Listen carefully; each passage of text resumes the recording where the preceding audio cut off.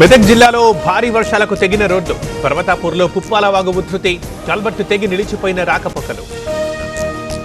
మెదక్ తిప్పనగుళ్లలో హైదర్ చెరువుకు గండి, పల్లన్న సాగర్ కెనాల్ తెగడంతో పొలాల్లోకి వరద, 400 ఎకరాల్లో పంట నష్టం. భైంసాలో వీధుల్ని ముంచెత్తిన వరద నీరు, పట్టణంలో కుప్పకూలిన ఇల్లు, అధికారులే ఆదుకోవాలంటున్న బాధితులు. నిర్మల్ బాసరని ముంచెత్తిన వరదలు, నీట మునిగిన 3 ప్రైవేట్ లాడ్జీలు, అమ్మవారి దర్శనానికి వచ్చి వరదలో చిక్కుకున్న భక్తులు. కుబీర్ ప్రాథమిక ఆరోగ్య కేంద్రం జల దిగ్బంధం, మేదర కాలనీ బిటలేశ్వర ఆలయంలోకి చేరిన వరద, తీవ్ర ఇబ్బందులు పడుతున్న స్థానికులు. కామారెడ్డి జిల్లా బీబీపేట్ చెరువుకి గండి, అప్రమత్తమైన అధికారులు, సురక్షిత ప్రాంతానికి 100 కుటుంబాల తరలింపు. ఈ world IVF day OSS wheel of hope తిప్పండి, ఫ్రీ ఐవీఎఫ్ గెలుచుకోండి. కామారెడ్డి హైవేపై భారీగా ట్రాఫిక్ జామ్, వరద ఉధృతికి ధ్వంసమైన రోడ్డు, 2 గంటలుగా నిలిచిపోయిన వాహనాలు.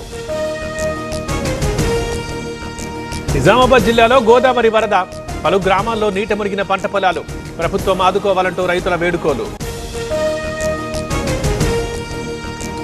పెద్దపల్లి జిల్లాలో ధ్వంసమైన రోడ్డు, 2 మండలాలకు నిలిచిన రాకపోకలు, ఇబ్బందులు పడుతున్న స్థానికులు. భూపాలపల్లి జిల్లాలో ఉధృతంగా గోదావరి, రహదారిపై ప్రవహిస్తోన్న చండ్రుపల్లి వాగు, అన్నారం కాళేశ్వరం మధ్య రాకపోకలు బంద్. భద్రాచలం దగ్గర క్రమంగా తగ్గుతున్న గోదావరి, ప్రస్తుత నీటి మట్టం 35 అడుగులు, అవుట్ఫ్లో 5 లక్షల క్యూసెక్కులు. నిర్మల్ జిల్లాలో ఎడతెరిపి లేని వాన, భైంసాలో గడ్డన్న వాగుకు భారీగా వరద, 20 గ్రామాలకు నిలిచిన రాకపోకలు. భారీ వర్షాలతో నిర్మల్ జిల్లా అతలాకుతలం, జల దిగ్బంధంలో కోలూరు గ్రామం, పలు కాలనీలు ఇళ్లను చుట్టుముట్టిన వరద. కాళేశ్వరం త్రివేణి సంగమంలో గోదావరి ఉధృతి, మొదటి ప్రమాద హెచ్చరిక దాటి వరద ప్రవాహం, నీట మునిగిన జ్ఞాన సరస్వతి పుష్కర ఘాట్. విశాఖలో కొనసాగుతున్న పవన్ టూర్, ఋషికొండ భవనాల పరిశీలన, వివరాలు అడిగి తెలుసుకున్న డిప్యూటీ సీఎం. తిరుపతి ఎస్వి జూకి కొత్త ఆకర్షణ, గుజరాత్ నుండి విదేశీ జంతువుల రాక, సందర్శకుల్ని ఆకర్షిస్తున్న యానిమల్స్.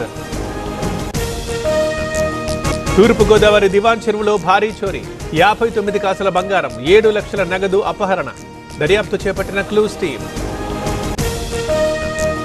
అల్లూరు జిల్లా మధ్యవలసలో గిరిజనుల ర్యాలీ, హైడ్రో పవర్ ప్రాజెక్టుకి వ్యతిరేకంగా ఆందోళన, జీవోను రద్దు చేయాలంటూ డిమాండ్.